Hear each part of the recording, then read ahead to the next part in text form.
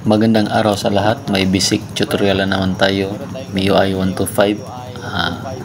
Ang issue nito kapag nasa traffic, biglang namamatay. At kapag binirit mo naman, palyado yung kanyang andar.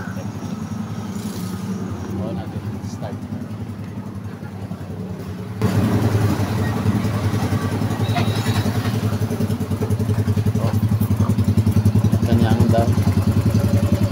Nanginginig yung motor. Nanginginig oh. Ang ginawa natin, binaklas ko yung upuan. Pinunturya ko ang TPS sensor. Kasi isa ito sa mga sintomas kapag medyo ang voltahe ng TPS sensor mo ay hindi na magkatugma. Bali, yung unang gagawin natin, pumunta tayo sa kanyang TPS sensor.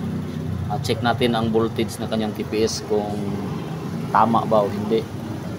Kasi kadalasan kapag ang MIUI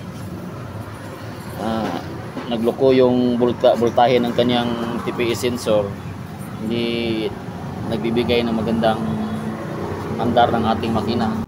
Kapag hindi tama yung kuryente na binabasa ng ating TPS sensor, kaya nagkakaroon ng hindi matinong andar ang ating makina.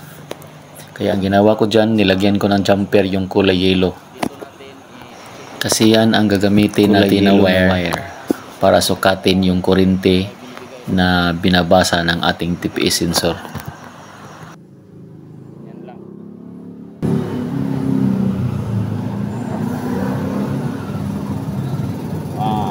Ang iba dyan, tinutusok lang ng karayong, pero sa akin, pinalatan ko na para madali.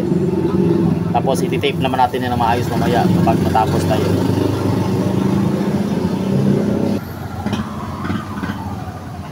Iti-test natin ang kanyang voltahe sa pamagitan ng multimeter tester. Gamit natin dito ito. Yung kulay yellow na binalatan natin kayo na dito natin ilagay sa positive probe. Kasi positive yung hanapin natin. Tapos yung kanyang ground, black na test probe, ilalagay natin sa body ground. Bahala na kayo sa body or sa battery. Tapos set natin yung ating multi-tester sa DC current. Set lang natin 20 volts.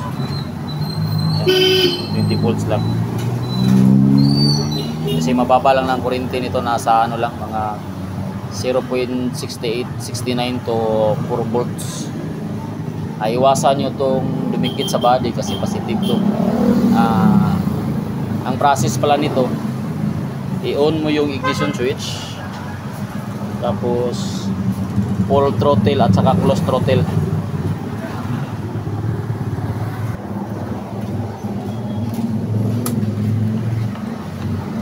Set natin sa DC yung multimeter natin, yung test probe na black natin ilagay natin sa body ground, sa ground ng battery, at saka yung positive probe ito kinabit natin sa yellow na binalatan natin kanina. Then set nyo lang ang multimeter natin sa DC. On natin, patay siya. So hanapin natin kung anong reading ng kanyang board. Ayan, nang i-on natin yung ignition switch, nakita natin na hindi tama yung kanyang voltahe, nasa 70.70 volts. Kapag naka-close throttle. Tapos pag OP naman natin, papalo yan sa sa mga 4 volts. OP throttle tayo. Dahan-dahan. Yan 4.1 volts. Set natin. Ang ginawa ko, niluwagan ko lang yung tornilyo niya, tapos i-set natin to pakunti-kunting hugot. Yan na. Timplahin nyo lang. 66. Yan, 68. 67.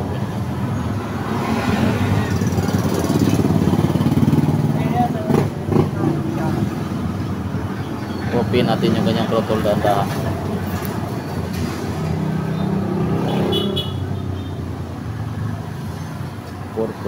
volts. Balik sa 68.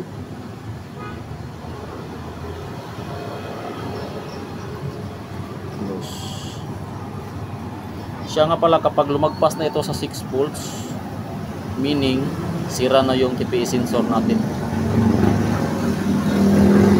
Tingnan natin kung pandarin muna natin.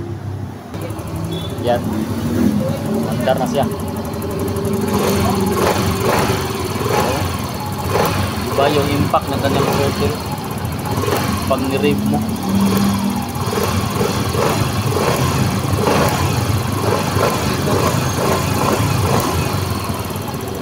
Kanina sobrang nanginginig yung kanyang motor. Ngayon okay na. O, ganun lang mga sir, kapag naka-encounter kayo ng ganito, huwag muna kayong magpapalit ng kahit anong pyesa. Check nyo lang yung yung TPS sensor. Kapag ganun ang sintomas ng motor na na-encounter nyo, medyo nanginginig tapos namamatay kapag dumaan kayo sa traffic lights, walang minor, check nyo lang yung voltage ng TPS sensor nyo. Ayan, natapos ko na binalatan, na-tape yung binalatan natin at binalit ko na rin yung cover. Balik na lang natin yung kanyang body bearings. Maganda na yung kanyang laro.